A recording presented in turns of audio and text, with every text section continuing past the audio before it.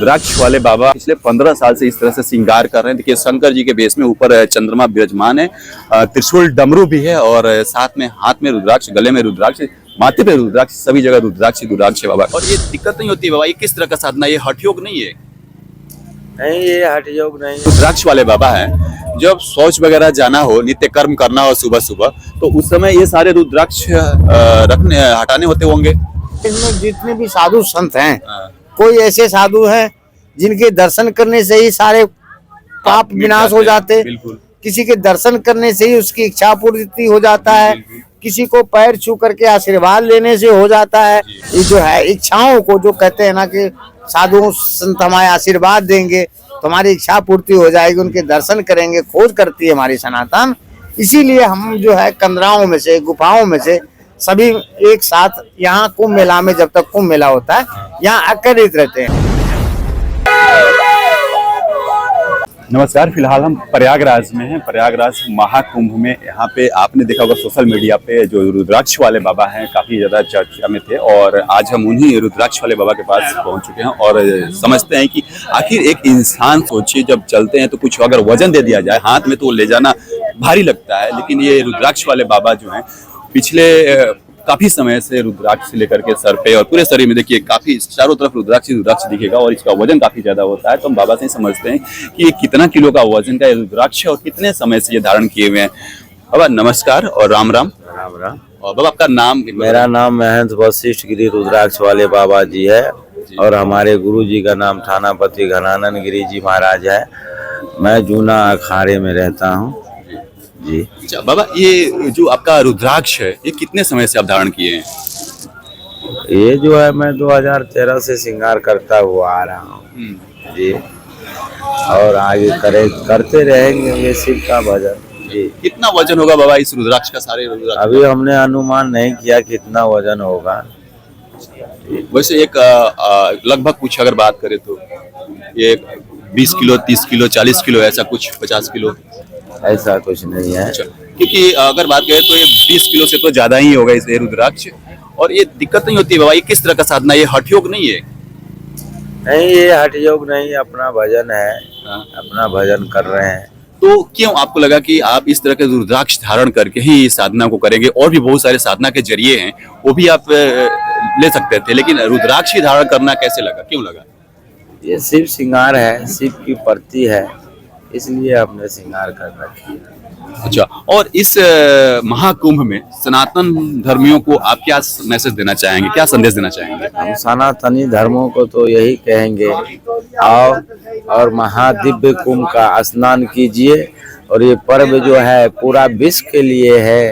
ये गंगा संगम में स्नान करने से पाप विनाश होता है, और जो है स्नान करने के बाद जो है सारी मनोकामना पूर्ण की जाती है, और गंगा माई सदा ही कृपा बनाए रखते हैं। तो ये जो भस्म लगाते हैं ये कहाँ का भस्म होता है? क्या ये शमशान का बोलते हैं लोग? क्या है इस भस्म के बारे में? ये भस्म जो है काशी बनारस की है, काशी बनारस में मिलते हैं, और जो है कुछ भस्मी अपने हाथों से भी तैयार किया जाते हैं। ये जो काशी वाला है ये कहीं मणिकर्णिका घाट की बात करें वहाँ का होता है क्या?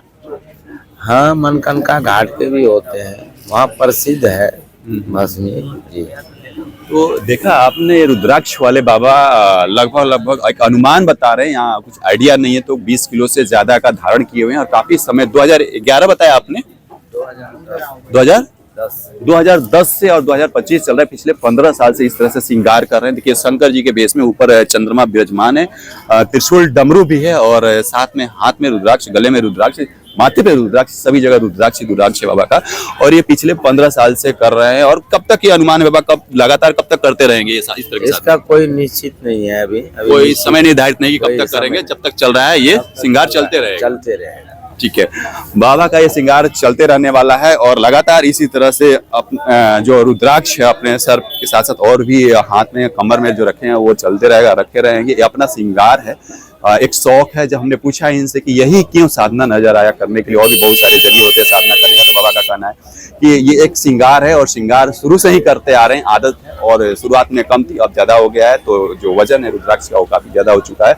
और इनके बारे में और भी यहाँ पे बाबा हैं, इनसे समझते हैं। बाबा जी, हमारे चैनल में आपका स्वागत है। और थोड़ा इन्हीं रुद्राक्ष वाले बाबा के बारे में थोड़ा सा हमारे दर्शकों को और विस्तार में थोड़ा बताएंगे। ये 2010 से धारण किए हैं और आज 2025 चल रहा है, 15 साल हो गए इस रुद्राक्ष को इस तरह से श्रृंगार करते हुए। तो मतलब समस्या नहीं होती है इतना वजन लेकर के चलना, श्रृंगार करना? ये क्या है, 2010 से संन्यास लिया है, और जब से संन्यास लिया है तब से ये श्रृंगार इसको जो है दिए हैं। और ये जो भस्मी धारण करते हैं, रुद्राक्ष धारण करते हैं, आम तो करते ही करते हैं, विशेष कुछ श्रृंगार ये जो है रुद्राक्ष है, जो इनको दादा गुरुजी इनके थे, इनके दादा गुरुजी ने इनको रुद्राक्ष धारण करने की प्रेरणा दी। तो उनके हिसाब से रुद्राक्ष धारण करने लगे। तो तभी से जो है 2013 से ही जो है, 2013 में विशेष जैसे आप सब वीडियो लेते हैं तो ज्यादा हाईलाइट हो या फिर नजरों में है। हाँ, तब उसे इसको रुद्राक्ष वाले बाबा बना दिए। हाँ। और तभी से ये जो है वो हमेशा ही इसका प्रतिदिन का नित्य कर्म मान करके, जो उन्होंने हमसे पूछा तो हमने इसका नित्य कर्म बताया कि प्रतिदिन स्नान करना चाहिए, प्रतिदिन भस्म धारण करनी चाहिए, और उसके बाद में प्रतिदिन भस्म धारण करके अपना नित्य कर्म करके और फिर रुद्राक्ष धारण करनी चाहिए, और फिर उसके साथ भजन करना चाहिए। और फिर ये रुद्राक्ष जो है शिव स्वरूप है, शिव के एक रूप है ना। रुद्राक्ष जो है स्वयं शिव स्वरूप है, और उसको धारण करने वाला शिव के स्वरूप है।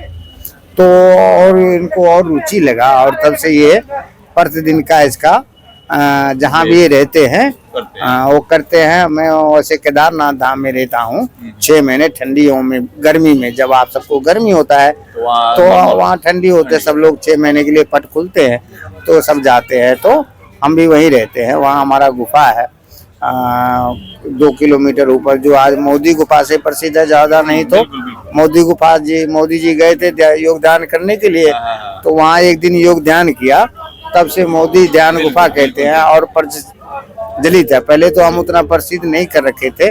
हमारा गुफा जिसमें हम रहते हैं उस गुफा का नाम अदृश्य गुफा है। ये केदारनाथ धाम ऊपर लिखा हुआ है, अदृश्य गुफा वाले बाबा जी हैं। कुछ लोग पहले सिद्ध भी लिख दिए थे, सिद्ध बाबा, पिछले कुंभ मेलाओं में, तो अभी इस बार नहीं लिखा, लेकिन अदृश्य लिखा है। तो वहाँ जो हमारी गुफा है जहाँ मोदी जी गए थे, तो जब जैसे कि मोदी जी गए थे तो अभी भी थोड़ी सी रह गई, अब थोड़ा सा क्या है कि जागृत हो गई है, दिखने उखने लग गई है। नहीं तो आप दूर से तो आपको गुफा दिखती थोड़ी बहुत, आप पास में जाते तो गुफा नहीं मिलती, अदृश्य हो जाता। अच्छा बाबा, जैसे ये रुद्राक्ष वाले बाबा हैं, जब शौच वगैरह जाना हो, नित्य कर्म करना हो सुबह सुबह, तो उस समय ये सारे रुद्राक्ष हटाने होते होंगे?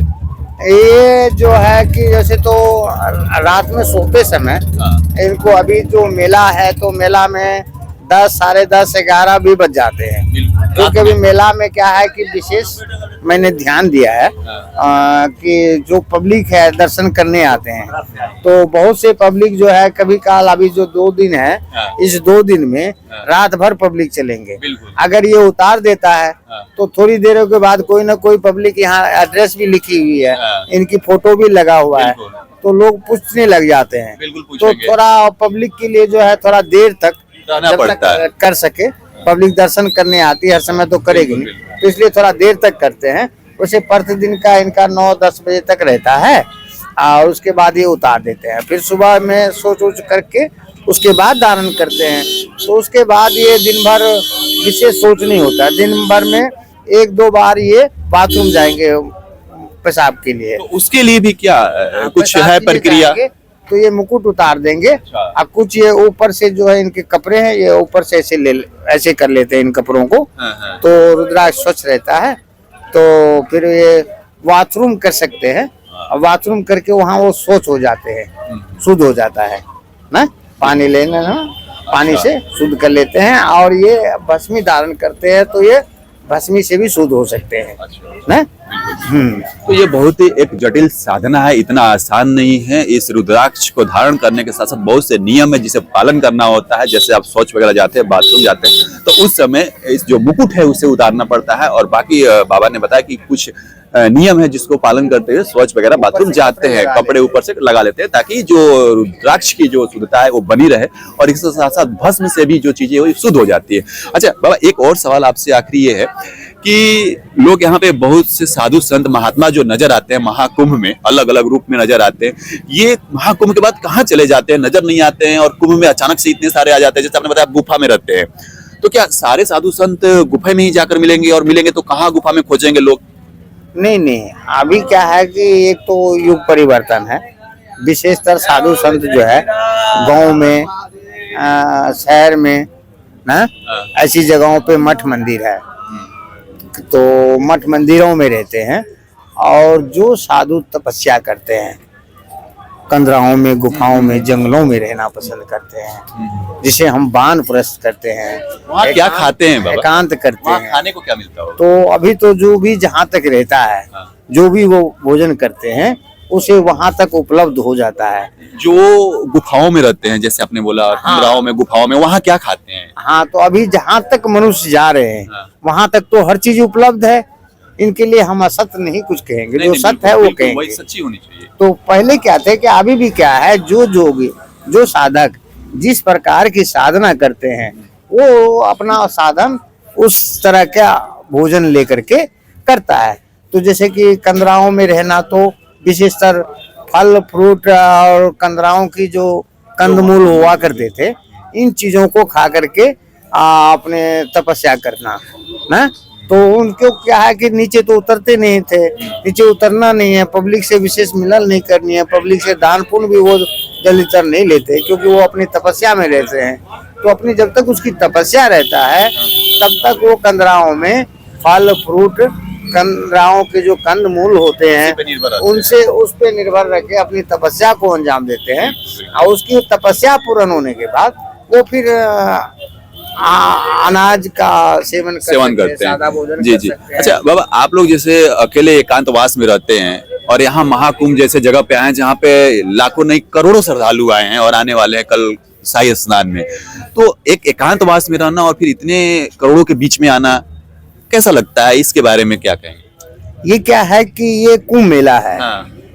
और ये बहुत आदि प्राचीन, मतलब बहुत पुराना परंपरा हमारे सनातन धर्म की चली आ रही है। इसमें हम जितने भी धर्म के साधु संत होते हैं परंपराओं के, हमारे सनातन धर्म में, वो सारे साधु संत हम इस कुंभ मेला में आते हैं। और इस कुंभ मेला में गंगा जी का स्नान करते हैं और सनातन प्रचार करते हैं सभी धर्मों के। तो हम सनातन धर्म के हैं, तो सनातन धर्म मतलब शिव के परंपराओं को, शिवगण भी हुए, शिव के पुत्र भी हुए और शिव परिवार भी हुए और शिव की तरह सारे कर्म भी करते हैं। दूसरे धर्म वाले दूसरे धर्म के करते हैं। ये तो आपका साधना और कर्म हो गया बाबा। कंदराओं में, गुफाओं में, ये तो आपका साधना और कर्म हो गया। मैं कह रहा हूँ जब एकांतवास में रहते हैं और वहां से इतने लोगों के बीच में आ जाना, वो कैसा लगता है? तो वहां से जो हम अजीब सा लगता है। हाँ, वहां से जब हम यहाँ आते हैं तो यहाँ सभी धर्म के आते हैं। तो इनमें क्या है कि हम जो सनातन धर्म में प्रचार प्रसार करते हैं और हम आपस में एक साथ मिलन जुलन करते हैं और अपनी अपनी साधनाओं को ना, अपनी अपनी साधनाओं को भी दिखाते, थोड़ा प्रचार करते हैं और सनातन कल्याण के लिए आते हैं। तो जिससे कि आपने कहा कि इसमें जितने भी साधु संत हैं, कोई ऐसे साधु हैं जिनके दर्शन करने से ही सारे पाप विनाश हो जाते, किसी के दर्शन करने से ही उसकी इच्छा पूर्ति हो जाता है, किसी को पैर छू करके आशीर्वाद लेने से हो जाता है और किसी के दान पुण्य करने से भी होता है ना। तो इसी प्रकार जो है इस कुंभ मेला में जो इतने साधु संत आए हैं, हम सब जो है सनातन की ये जो है इच्छाओं को, जो कहते हैं ना कि साधु संत हमारे आशीर्वाद देंगे तो हमारी इच्छा पूर्ति हो जाएगी, उनके दर्शन करेंगे, खोज करती है हमारी सनातन। इसीलिए हम जो है कंदराओं में से, गुफाओं में से सभी एक साथ यहाँ कुंभ मेला में, जब तक कुंभ मेला होता है, यहाँ आकर्षित रहते हैं संतों के भेष में। अब उस भेष में रहते हैं, किसमें क्या है ये अनुमान करना संभव हर नहीं किसी है। संभव बिल्कुल, नहीं बिल्कुल, है। बिल्कुल। इसलिए किसी के माथा पे नहीं लिखा है बिल्कुल, कि ये बिल्कुल। कितना ज्ञानी है, बिल्कुल, बिल्कुल। ये कितनी तपस्वी है, ये कितना योग कर रखा है। बिल्कुल। ये आप सबको परखना होगा, बिल्कुल, समझना बिल्कुल, होगा। बिल्कुल, और आप नहीं समझ सकते तो आप क्या है, समदृष्टि आप सभी का दर्शन कीजिए, बिल्कुल, बिल्कुल। और प्रणाम कीजिए, यथानुकूल दान पुण्य कीजिए, बिल्कुल। गंगा स्नान बिल्कुल, और साधु संतों का दर्शन बिल्कुल, और बिल्कुल। दान। ये सौभाग्य से मिलता हाँ, है। दान सौभाग्य से मिलता है। ऐसे समागम में जो गंगा स्नान होता है, साधु संतों के दर्शन होते हैं, बिल्कुल। दान होते हैं, वो से हमारे पाप पुण्य विनाश होते हैं। और सनातन में जो हमें जो भी इच्छा करती है, किसी को पुत्र की इच्छा नहीं होती, किसी को हो नहीं रहा है, वो भी इस सनातन की साधु संतों के दर्शन सारी करें मनोकामना पूरी होती तो है। उनकी पूर्ति होती है। बिल्कुल, बिल्कुल। तो यहाँ पे इस महाकुंभ में आपने देखा संगम का तो ये त्रिवेणी है ही, जहाँ गंगा यमुना सरस्वती आकर मिलती है, और यहाँ पे अलग अलग जगहों से साधु संतों का भी संगम होता है। तो यहाँ ये त्रिवेणी संगम के साथ साथ साधु और संतों का भी ये संगम है, महासंगम है, जो अलग अलग राज्य से, अलग अलग पर्वतों से, अलग अलग गुफाओं से लोग यहाँ पे आते हैं। और यहाँ हमने पूछा कि आप अलग अलग जगहों से आते हैं, एकांतवास में रहते हैं, और यहाँ जब मिलते हैं इतने करोड़ों लोगों के बीच में, तो कैसा एहसास होता है, तो उसका भी आपने प्रतिक्रिया सुना। और बाकी इसी तरह की और भी जो महाकुंभ से चीजें हैं, हम आपको अपडेट देते रहेंगे। तब तक आप हमारे साथ जुड़े रहिए। जय श्री राम, जय हिंद, जय भारत।